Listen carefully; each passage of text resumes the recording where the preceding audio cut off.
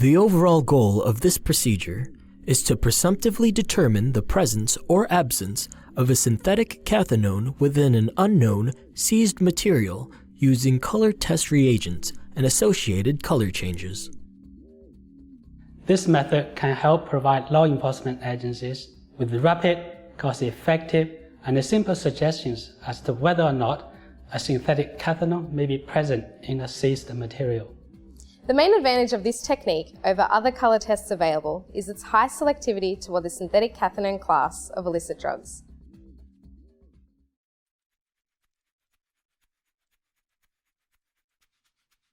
To begin, weigh 0.12 grams of copper nitrate trihydrate into a dry 100 milliliter beaker. Add 30 milliliters of deionized or DI water and carefully swirl it at room temperature to dissolve all solids. Pour this solution into a 100 milliliter volumetric flask. Fill the solution up to the calibrated mark with DI water.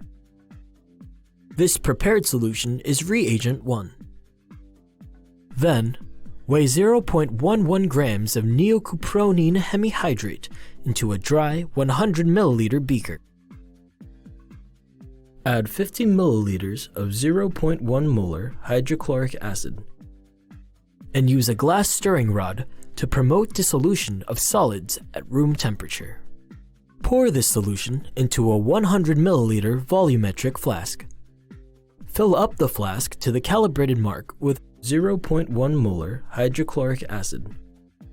This prepared solution is reagent 2. Next,